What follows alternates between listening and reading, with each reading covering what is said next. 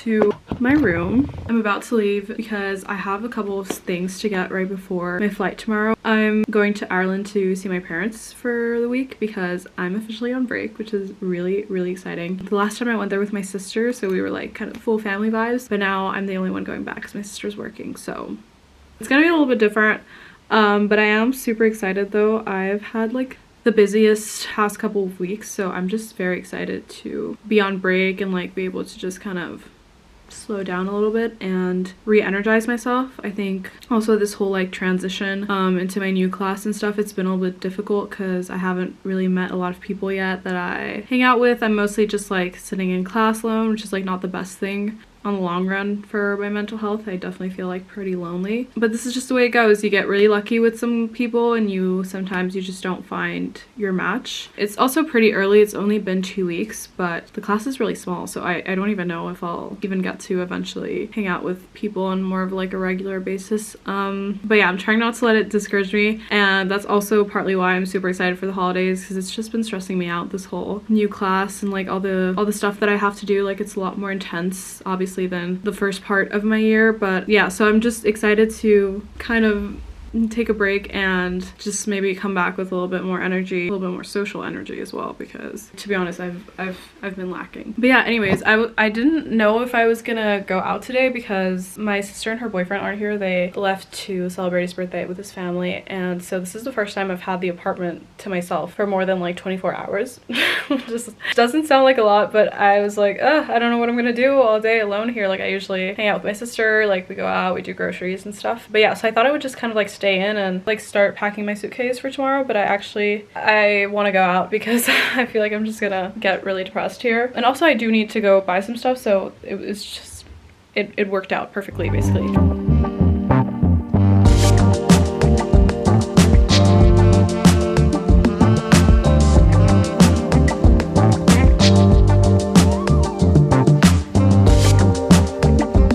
I'm gonna talk about my books. Okay, so these are the picks for today's book talk segment, I guess, is what we could call it. So the first two are books that I already read. The first books that I read in 2023, actually. They were both amazing.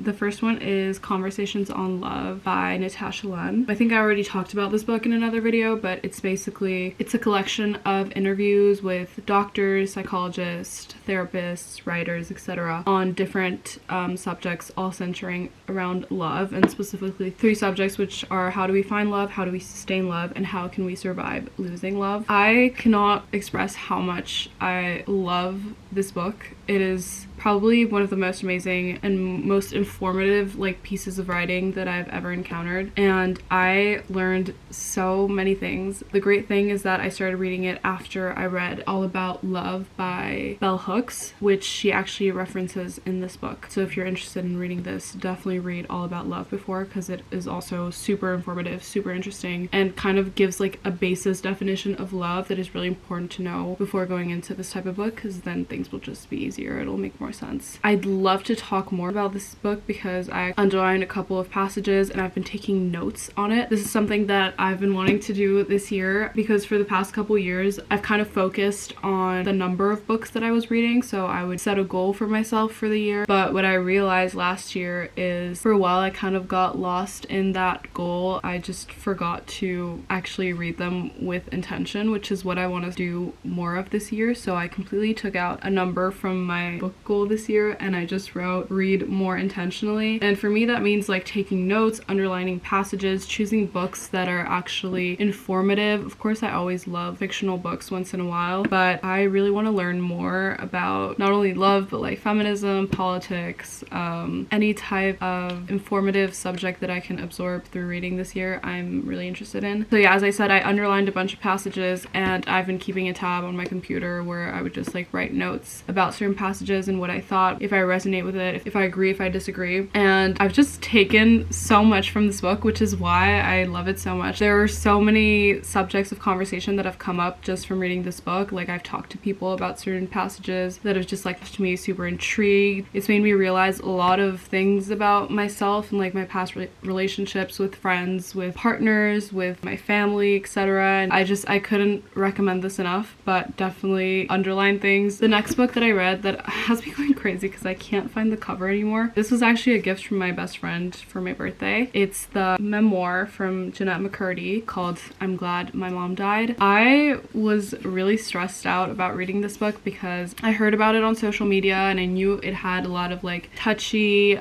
subjects, especially around eating disorders and abuse and family abuse, and I was really scared that it was going to be super dark, but it actually wasn't too hard to digest in terms of subject matter because she kind of wrote it in a way that makes you feel like you're seeing through a child's perspective. I thought it was really insightful of her personalities, and she shared it in like such a beautiful way, and I definitely recommend this as well. I really, really enjoyed it. So the next two books that I'm going to be reading this year, the first one, Meg Mason, Sorrow and Bliss. This is a fictional story about a writer named Martha. She has kind of the quote-unquote perfect life. She's married with a loving husband. She has a stable income. She has a passion, but she's still not super happy with her life, and so she kind of gets to a turning point where she has to realize if this is actually what she wants to do for the rest of her life or if she wants to change. I'm really excited to read this. I actually want to read this first, so I'm going to be bringing this to Cork with me. The next book is kind of what I would say has become classic literature at this point because everybody knows about it. Everybody talks about it in a positive way. This is Donna Tartt, The Secret History. This is a mystery novel, which is definitely a little bit out of my comfort zone. I don't really know how to explain what this is about because the back of the book doesn't really give that much information, so I guess I'll just have to discover it, but a lot of people have said amazing things about it, so I'm very, very excited to discover this book. So yeah. It's the next day. It's been an absolute fucking rush of a morning.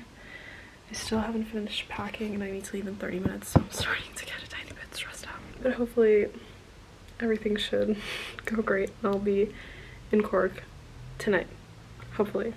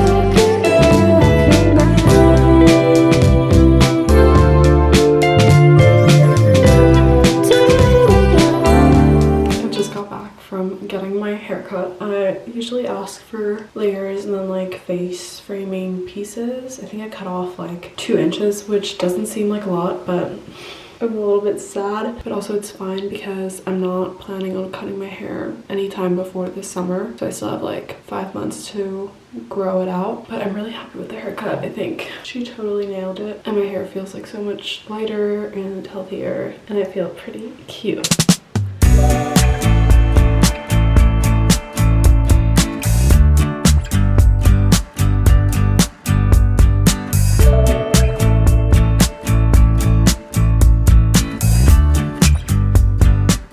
I've been back in Paris for a while. It's currently Saturday, 4th of March, which means that I have one last day before I start classes again, which is really sad. But I definitely got the best time to rest and recharge when I was in Cork with my parents. And I actually do have a lot of homework to do, so that's what I've been doing the past couple of days. Today's actually the first day that I'm going out in like 3 days, which seems like a lot.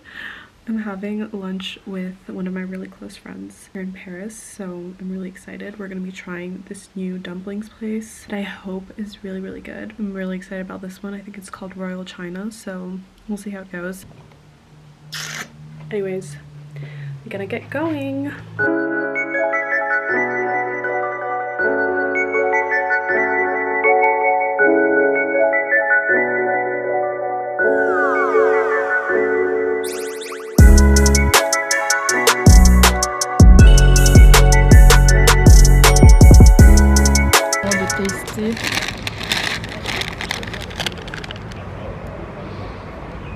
C'est très bon, c'est grave bon.